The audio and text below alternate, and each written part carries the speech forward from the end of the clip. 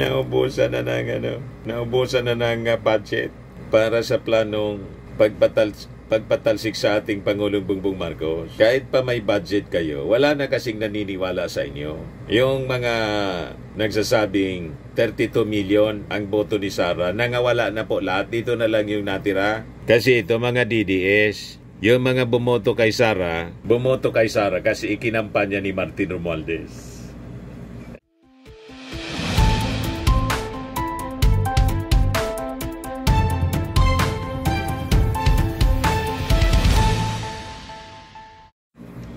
Hello po mga kababayan, si Dante Maravillas, Bicolano vlogger, broadcast journalist from Albay. Kumusta na yung magpi-people power ngayon? Mag-alas 10 na ng gabi, si PBBM pa rin ang Pangulo. Wala mang maniwala po sa inyong mga panawagan. Ito sa Forbes Park, ewan ko kung sino itong nakatalikod, pero parang si Kiko Barsaga. Nag-iisa lang. Yan pala ang people power nila, mga kababayan. Ito, sa report ng DCRH, 3 hours ago, look, United People's Initiative nagsagawa ng kilos protesta sa Raha Sulaiman Park sa Rojas Boulevard, Manila, laban sa administrasyon ni Pangulong Ferdinand Marcos. Yan lang po, mga kababayan. Hindi mag-50. Cleanose up nila para hindi makitang kukunti lang sila. Kantsaw ang inabot nila. Dami. Meow meow. Sabi ni Yoli Gatchalian, buti pa magsimba at magsisi sa halip na magdasal para sa mga nasalanta ng bagyo at lindol at bagyo. Puro masasama. Iniisip nyo, wala ng pagmamahal sa puso ninyo, sinasamba ninyo, walang Diyos, pera, pinapanginoon ninyo. Sabi ni Rider Journey, ang dami Sabi ni Ivy Villanueva, bayad mga yan. Sabi ni Jerry Arca Tabilisma, low budget na yata ang busing. Naubusan na ng budget para sa planong pagpatalsik sa ating Pangulong Bongbong Marcos. Kahit pa may budget kayo, wala na kasing naniniwala sa inyo. Yung mga nagsasabing 32 million ang boto ni Sara, nangawala na po lahat. Dito na lang yung natira. Kasi ito mga DDS, yung mga bumoto kay Sara kasi ikinampanya ni Martin Romualdez. At ng ating Pangulong Bongbong Marcos, yung campaign manager po ni Sara Duterte, si Martin Romualdez. Pero ngayon, walang tigil sila sa paninira kay Martin Romualdez. You see, nag-resign na nga po si Martin Romualdez, hindi pa rin makamove on. Iniisip natin, ang akala ko ba, walang sinabi si Martin Romualdez? Bakit pinagpapansin ninyo? Ayaw ninyong tatanan si Martin Romualdez. Akala ko ba, yung ratings ni Sara, malayo kay Martin Romualdez. Di ba niya, Mr. Maravillas? Tinalo na si Sara. Yun ang nangyari kasi mga kababayan. Tinalo na si Sara ni Martin sa survey. Kaya ayaw nilang tantanan. Ilalo niyan, sisikat si Martin Romualdez. Yan mo ang survey. 62% House Speaker Martin Romualdez. Sara Duterte, pabulusok siya. 58%. Yan ang rason kung bakit ayaw tantanan ng paninira ngayon ng mga DDS at lalo na ni Sara. Si Martin Romualdez, pinasalamatan niya noon kasi nanalo siya by landslide tulad ng ating Pangulong Bongbong. Ito, pakinggan niya. I'd like to personally publicly thank Congressman Martin Romualdez for taking me in Lakas CFD and accepting the challenge to be one of my 2 campaign managers. Yan ang ingrato, walang utang na loob. It was not without irritations and challenges. Kaya siya nanalo. You did very well. Palakpakan yung mga Duterte supporters. 2 million votes. You did it all. You made it all.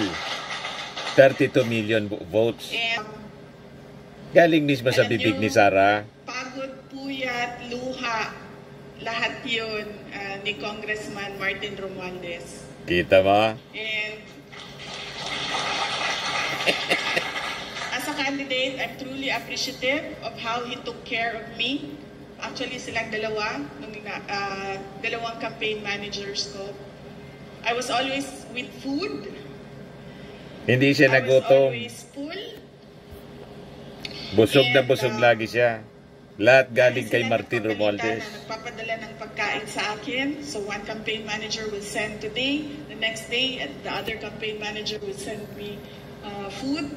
In fact, nung kinento ko yon kay President Marcos, sabi ko, sir, alam mo, napakaswerte ko talaga dahil busog ako lagi, dahil lagi akong pinapadalhan.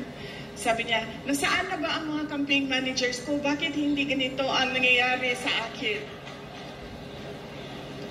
Nagsilos pa nga yung ating Pangulo kasi lahat inaasikaso na lang si Sara Duterte. So galing mismo sa galing mismo mga kababayan sa bibig ni Sara Duterte ang 32 million na boto niya. Lahat yan dahil kay Martin Romualdez. You made it all. Kaya huwag kayong magtaka kung bakit. Ngayon, gusto nilang i-people power yung ating Pangulo. Ito lang sila. Ito kasi yung natira. Ito yung mga DDS talaga. Yan o. Yan na lang po ang natirang supporter ni Sara kasi ang 32 million, mula yon kay Martin Romualdez sa pangangampanya sa kanya. At ang bumoto kay Sara, mga Marcos supporters. Marcos Romualdez supporters. Kaya wag kami, mga DDS, ang nipis ninyo. Yung 32 million na boto ng mga kababayan ni Sara, kasama ko doon. Binoto ko na lang si Sara Duterte. Kasi sabi ko, matatalo man lang si Tito Sen. Si Soto sana yung gusto kong iboto. Sabi ko, di na bale. Next time na lang, in case kumandidato si Tito Sen. Pero ngayon ikako, hindi man mananalo kay Sara kasi yung 31 million na boto, 31 million plus na boto sa ating Pangulo, yun din ang bumoto kay Sara. Yung excess po sa 31 million plus, kaya naging 32 million, yun ang DDS.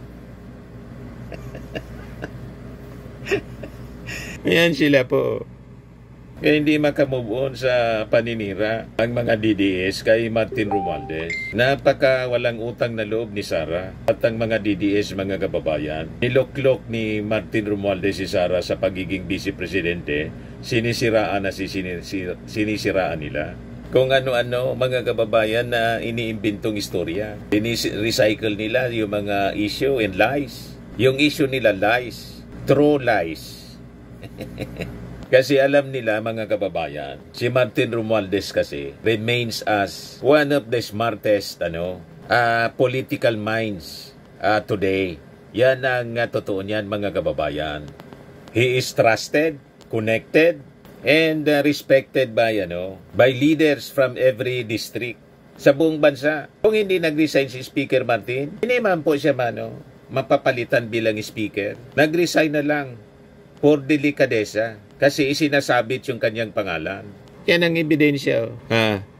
58 of 63 party list lawmakers support Romualdez as House Speaker. Yan yung mga pinakang malalaki na mga partidong sumusuporta sa kanya: Liberal Party, Lakas Christian Muslim Democrats, Nationalista Party, National Unity Party, Nationalist People's Coalition, Partido Federal ng Pilipinas, plus itong total of 58 party list representatives in the incoming 20th Congress. Kaya lang si Martin po, manipis ang mukha, hindi tulad ng mga kapituko sa Senado.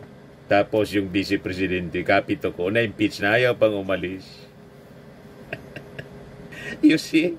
Sa totoo lang, pinagsisilosan masyado si Martin Romualdez ng mga DDS na magiging katunggali ni Sara Duterte. Pero whether he runs or not sa 2028 election, mga kababayan, sa pagkapangulo, ang kanyang boses will shape the future of this country.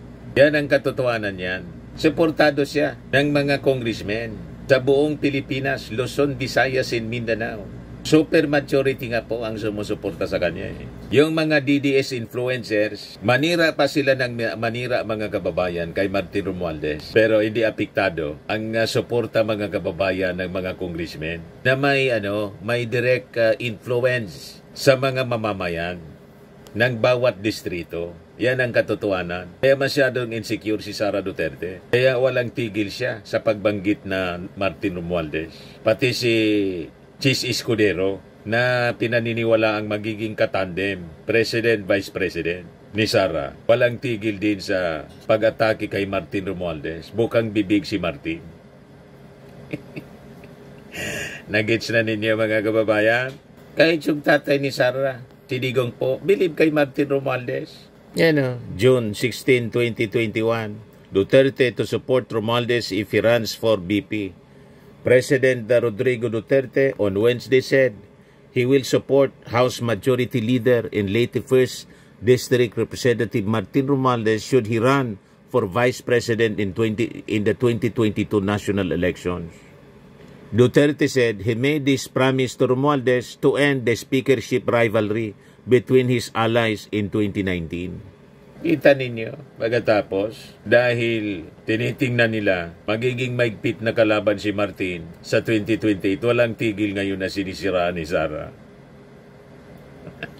At saka ng mga DDS, pati si Chis Escudero, ang mastermind niya ng insertions, si Martin, doon sa Baycampo, ang nakapirma siya.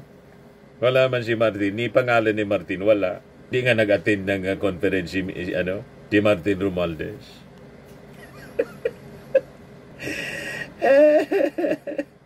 Malinaw na malinaw sa dokumento po. Si Martin Romualdez kasi mga kababayan, isa siyang political strategist na hindi nila matalo-talo. Si Martin, nakikita ninyo sa kanya ang pagiging kalmante lang. Kalmado palagi, calculating, and never na mag-ingay po. Narinig ninyong dumaldal si Martin Romualdez? Hindi. Tulad ng ating Pangulong Bongbong Marcos, hindi mo maringgan ng mga masasamang salita. At pambihira lang siya. Kung kailangan lang magsalita, doon siya magsasalita. Pero pag nagsalita siya, malalim and very sharp. Kabaliktaran ng makikita natin kay Sara Duterte na daldal ng daldal. Ayan tuloy, pati yung kanyang tatay pinahamak na deny yung interim release sa kakadaldal ni Sara. Kung pinahamak ni Sara, mga kababayan mismo, pati yung kanyang tatay, anong rason hindi ipahamak ang mga mamamayang Filipino tulad ng pagpahamak ng kanyang tatay sa mga na-AG case? Di ba po? Yan ang dapat isipin ng mabuti ng ating mga mamamayang Filipino. Si Martin kasi po, naintindihan niya ang tamang alliances sa politika, timing, and public service delivery. Nakita ninyo, kaya nagsilo sila kay Martin. Umiikot kasi si Martin sa buong Pilipinas para tulungan yung ating Pangulo sa pag-deliver ng mga basic services. Doon sila nataranta kay Martin. Ano kayaan niya ang plano ni Martin? Ikot ng ikot. Na-threaten yung political ambitions po nila. Yan ang totoo niyan. Nag-gets na ninyo pa kung bakit bukang bibig nila Martin Romualdez?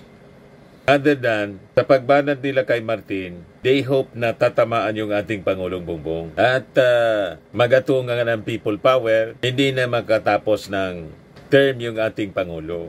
Uupo na si Sara. Gusto magmadali. And makikita ninyo si Martin Romualdez, pati ang kanyang kaalyadong tingog party list. Ito yung malinaw na example mga kababayan ng gawa, hindi salita. Talagang nagdi-deliver ng mga serbisyo. Yung tingog party list na pinangungunahan ni Yeda Romualdez. Libo-libo po mga kababayan ang nabibigyan ng tulong, medical, financial, and social assistance. Ganon. So makikita ninyo mga kababayan, while others are busy making drama, alam na ninyo kung sino, kung ano-anong drama sa buhay. Yung team naman po ni Martin Romualdez is making a difference sa buhay ng ating mga mamamayan Filipino. Nakita na ninyo kung bakit sila insecure? Sa performance pa lang po, malayo na si Martin kay Piatos. Si Piatos, lahat sitsiri ang beneficiary. Ito si Martin Romualdez, tapos yung Tingog Party List, real people. Walang problema sa COA. You see, hindi ba niya Mr. Marabilla, si Martin isinabit sa flood control? Wala man pong ebidensya, kwento-kwento man lang po. Hearsay. Walang dokumento. Yung affidavit po ni Orly Gutesa, fake yung notaryo. Malamang sa malamang, pati yung laman ng kanyang kwento fake. Hindi na nga makita po, hindi na nagpakita. Basta lang banggitin mo niya si Martin Romualdez. Basahin mo niya, paragraph 20. Nilampasan mo niya.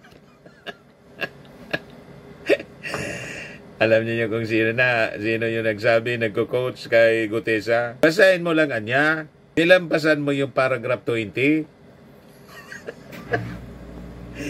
Mas familiar pa yung senador mga kababayan kaysa dun sa mismong nag-execute ng affidavit na fake pala yung abogadong nagnotaryo. Hindi man totoo. Dinis-own ng notary.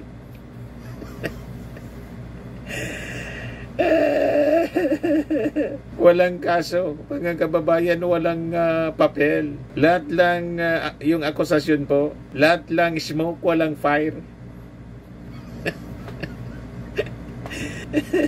Lahat lang usok, piki yung usok. Hindi man yata usok yun. Baka hindi man smoke kundi ulap. Di ba? Si Martin, mga kababayan, advocate siya ng, tawag dito, transparency, lalo na po sa salin. Si Sara po, ayaw ipasilip yung salin. Kaya sabi niya, bahala na ang Diyos niya hindi kay Romualdez, kay Rimulya. Sabi ni Sara ng interview tungkol sa appointment ni Rimulya bilang ombudsman. Kung ako niya yung presidente, hindi ko yan i-appoint.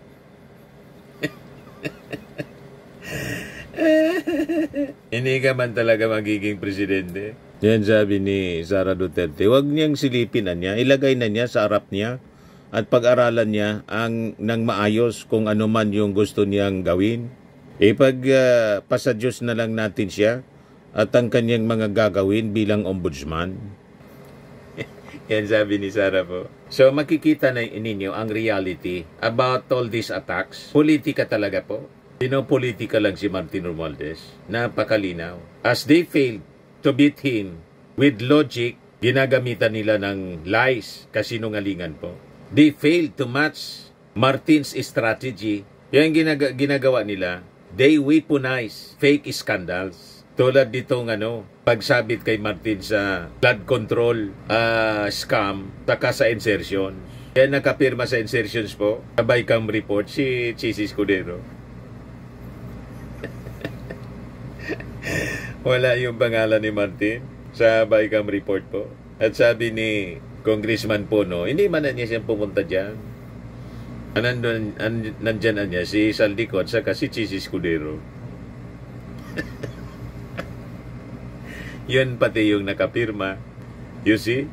Hindi nila kaya i-destroy ang isang tao na ang credibility, mga kababayan, is built on proof, not propaganda. Yung isa, lahat propaganda po. Kung ano-ano na lang ginagawa ng mga supporters para mapag-usapan si Sara. Kung ano-ano mga pinopost para i-glorify si Sara. Hindi na po maaari sa isipan ng mga tao yung video niya ng pagbabanta. Hindi na po matanggal. Searchable. You see? So makikita natin yung pagkakaiba ng dalawa, mga kababayan. Si Martin po, hindi kailangang magsisigaw para siya marinig ng mga tao. He moves with discipline. Yan ang pagkakaiba niya. At pag siya nagsalita, lahat nakikinig. Tulad ng mga congressmen kung saan siya Speaker of the House dati. At nalungkot yung ating mga congressmen sa buong Pilipinas na magdesisyon siya na mag-resign bilang speaker. Diba po? Ang speakership po, based on trust and strong leadership. Pag wala po, kudita, Tulad nangyari kay Chis Escudero at sa mga previous speakers. Si Martin po, hindi kinodita. Resign talaga siya, nirelinquish niya. At yung in-endorse niya na magiging sunod na Speaker of the House, yun ang ibinoto po. Yun ang pinili ng mga congressmen. Nakita ninyo? Malakas ang endorsement ni Martin Romualdez. Malakas ang impluensya niya po. Kaya na-insecure masyado yung mga gustong tumakbo pagka-presidente sa 2028 election. Kaya ayaw siyang tantanan. Hindi man nag-announce si Martin. Tahimik lang. Duda lang ninyo eh. Pinagdududaan lang ninyo yung tao. Kaya ninyo sinisiraan ng sinisiraan. So ang tunay na leader po mga kababayan, hindi kailangang manira para magtagumpay. Ganon ang totoong leader. And you know, sa dulo nito, truth in track record mga kababayan will always outshine political theatrics tulad ng ginagawa po ng mga naninira kay Martin Romualdez. Puro drama. Diba? Yung drama nila, hindi umubra sa ICC. Denied. Kaya nga, yung sabi natin, itong mga DDS, isigi lang ninyo yung pagsigaw-sigaw na bring him home. Effective po, lalong na-DN si Digong. Hindi pinaunlakan yung interim release. Kasi, sabi ng ICC, may impluensya pa niya si dating Pangulong Digong. Baka pag nirelease natin, hindi na bumalik. Kaya nga, ang ating challenge kay Sara Duterte, isbakan po ninyo yung ICC, pagmumurahin po ninyo. Tapos sulsulan ninyo yung mga kakampi nyong senador. Mag-file ng panibagong resolusyon condemning the ICC for denying the request for interim release ni Digong. Effective yan. Yan ang magandang gawin po ninyo. Okay po, mga kababayan, yan lang ang ating short video ngayon. Ako po si Dante Maravillas. Bye-bye. God bless.